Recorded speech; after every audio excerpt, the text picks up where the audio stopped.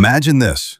You're standing on the edge of a vast, untamed forest in prehistoric Europe, the sun filtering through ancient oaks as a chill wind carries the scent of wild berries and distant seas. Your stomach growls. Hunger is a constant companion in this world without supermarkets or delivery apps. What do you eat to survive, to thrive? Do you chase elusive deer through the underbrush, plunge into icy waters for slippery fish, or tend flickering fires to roast nuts gathered from hidden groves? This isn't just a tale of survival. It's the epic story of how our ancestors transformed the landscape, their bodies, and their societies through the simple act of eating. From the shadowy depths of the Mesolithic era to the dawn of the Bronze Age, join me as we uncover the delicious and sometimes surprising diets that shaped prehistoric Europe. Stick around because by the end, you'll see how these ancient choices echo in our modern plates, and I'll share a timeless lesson on resilience and adaptation. Now let's dive deep into the Mesolithic era, that fascinating time around 10,000 BC when the last glaciers had retreated, leaving Europe a patchwork of forests, coasts, and river valleys teeming with life. The climate was warming, stabilizing, and hunter-gatherer groups were not just surviving, they were thriving in ways that might surprise you. We often picture these people as wandering nomads, endlessly chasing food with no roots or plans. But the archaeological record paints a different picture. These were savvy communities, deeply attuned to their environments, often settling in resource-rich spots for generations. They didn't roam aimlessly, they strategically positioned themselves where nature's bounty was most accessible, like the Atlantic coasts in the west or the steppe river valleys in the east.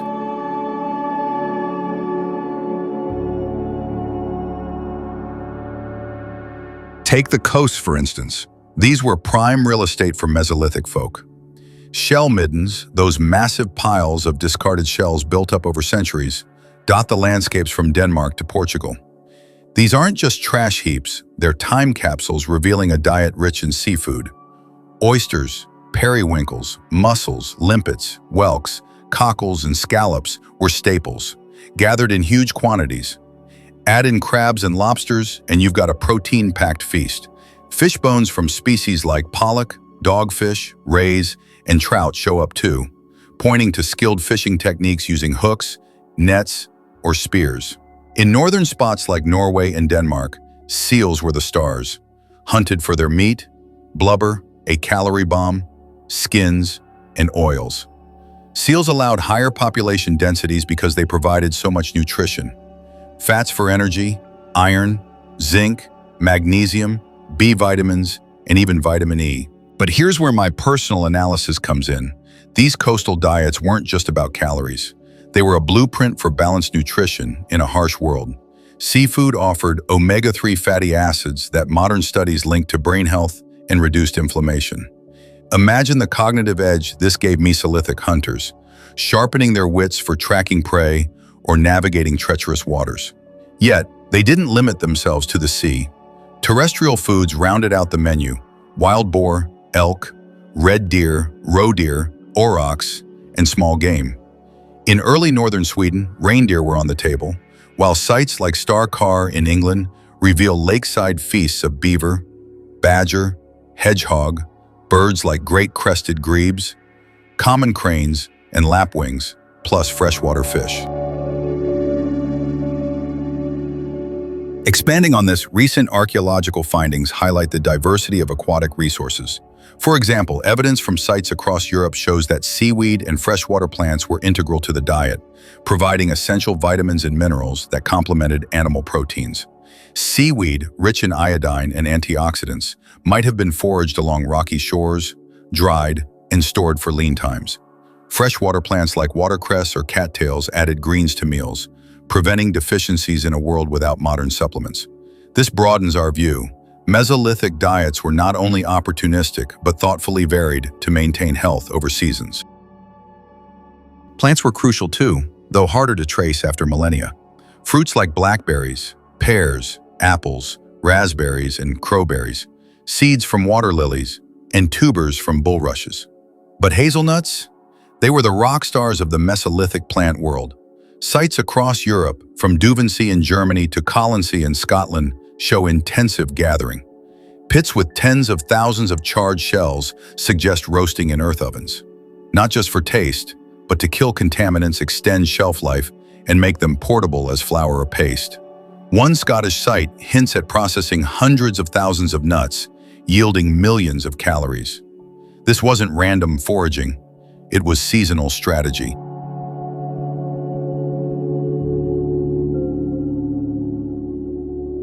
Delving deeper, new evidence from sites like Northern-on-Harris in the Western Isles of Scotland reveals the use of plant root foods, such as tubers and rhizomes, which were harvested and likely roasted or boiled. These underground resources, including items like lesser celandine or pignut, provided carbohydrates essential for energy, especially in winter when above-ground plants were scarce. Archaeobotanical studies from northwestern Europe emphasize that plant gathering was a core activity, with evidence of processing tools and storage pits indicating planned economies. In places like the Eastern Alpine region, zooarchaeological and stable isotope analyses combined with dental wear patterns show a mixed diet heavy on both plants and animals, with seasonal shifts in consumption. And here's an insight that fascinates me. Mesolithic people weren't passive harvesters, they managed resources in proto-farming ways. Pollen analysis shows periodic woodland clearings via burning, promoting edible shrubs like hawthorn and especially hazel. Some researchers argue hazel spread beyond natural ranges, suggesting deliberate orchards. They even imported animals. Genetic evidence points to land snails from Iberia to Ireland, possibly farmed. Wild boar were introduced to islands like Ireland, controlled by culling. Astonishingly, brown bears and wolves made it to Aegean Islands via human transport, likely juveniles released for future hunting. This challenges the wild versus domesticated dichotomy. These were innovators, engineering ecosystems for sustainability.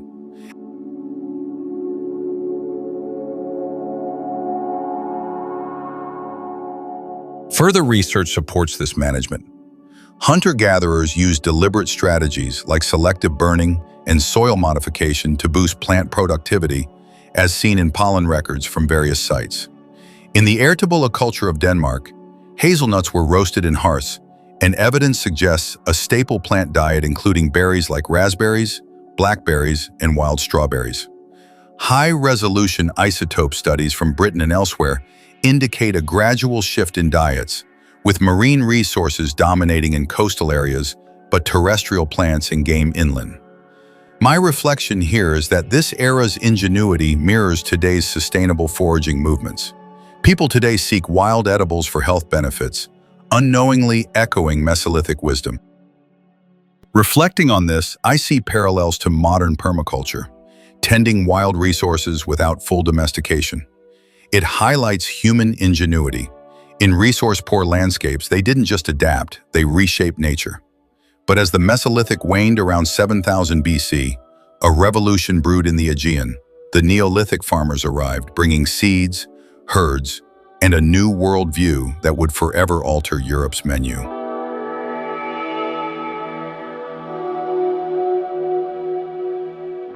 The Neolithic era marks one of humanity's greatest pivots, from foraging to farming.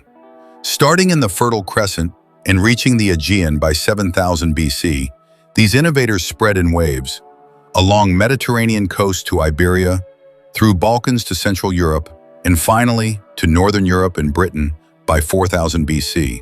Their diet narrowed dramatically, from 450 wild edibles to a core of domesticated cereals like einkorn and emmer wheat, hulled barley, and pulses such as peas, lentils, and chickpeas.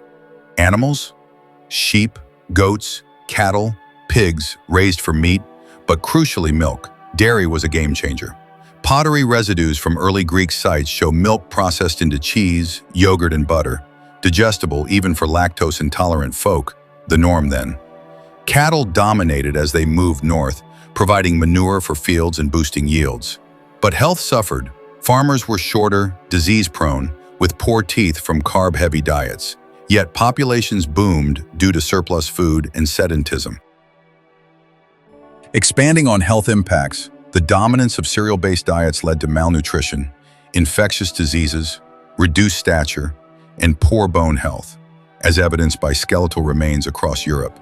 In Greece, osteological studies from Neolithic sites reveal dietary deficiencies linked to social inequalities, with some individuals showing signs of anemia and dental caries from high carb intake. Regional isotope analyses indicate that animal products contributed about 40% of calories, with variations between inland and coastal sites.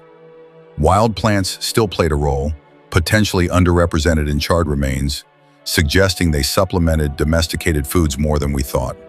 Intriguingly, they shunned fish and seafood, even near coasts or rivers. Why? Perhaps time constraints from farming, lost skills, or a cultural taboo, fish associated with primitive foragers. This reflects identity formation. Adopting farming was a badge of progress, rejecting old ways. But they hunted wild game to supplement and feasted on cattle and pigs at ritual sites, like southern Britain's massive roasts.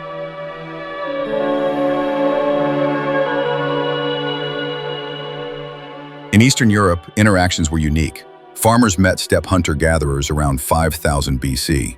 Instead of conquest, herding spread. By 4700 BC, locals adopted cattle and sheep, becoming pastoralists without crops. How? Trade, theft, or employment as herders? Speculating, perhaps alliances formed, with foragers guarding farmer herds for shares.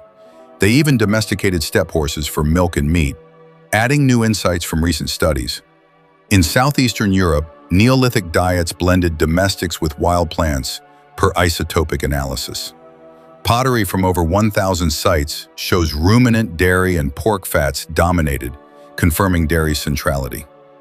In Lithuania, early Neolithic retained freshwater fish, bucking the taboo trend. Health-wise, a 2022 study on Iberian remains links farming to dietary shifts, with migrations introducing new genes and foods. In Northern Europe, corded-ware people relied on sheep-goat husbandry for protein. The evolution of diet brought parasites from domesticated animals, impacting health further. Personally, the Neolithic teaches us about trade-offs. Innovation brings abundance, but costs health. It's a cautionary tale for today. Our processed diets echo this narrowing, leading to modern ailments. For some, the shift caused poverty and malnutrition in cities, yet overall life expectancy might have improved for survivors. Reflecting this era's lessons on sustainability remind us that over-reliance on few crops can lead to vulnerabilities, much like today's monoculture farming risks.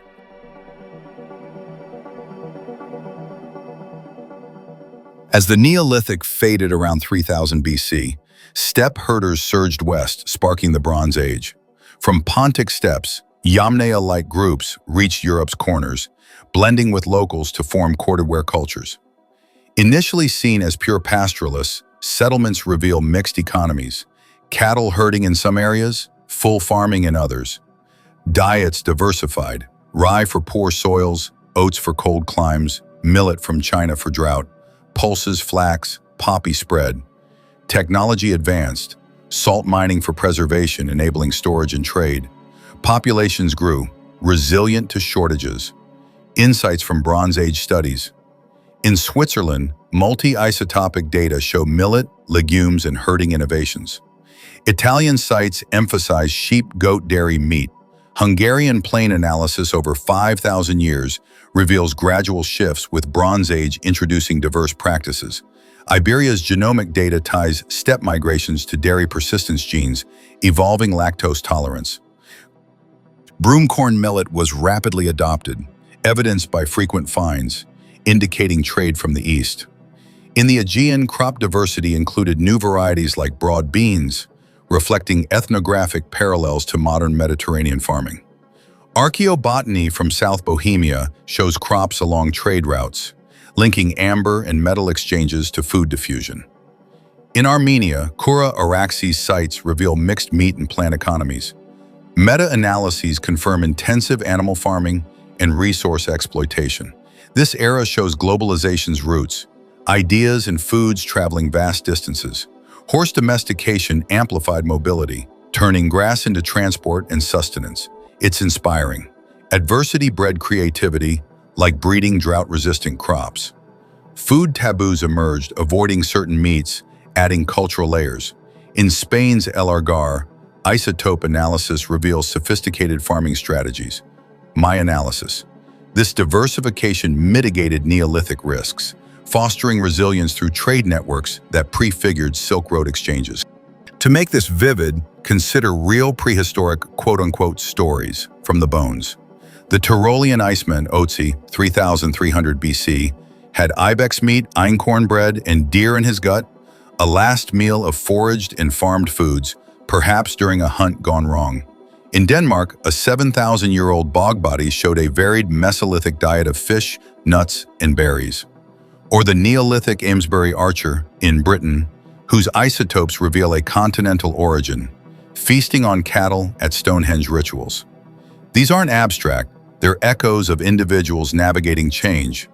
Otzi's meal, a snapshot of transition, blending old and new. Tolan man, 400 BC, but Iron Age extension of trends, ate porridge of barley, flax, weed seeds, and fish, hinting at ritual sacrifice. Grauballe man consumed similar gruel, preserved in peat bogs that mummified bodies naturally.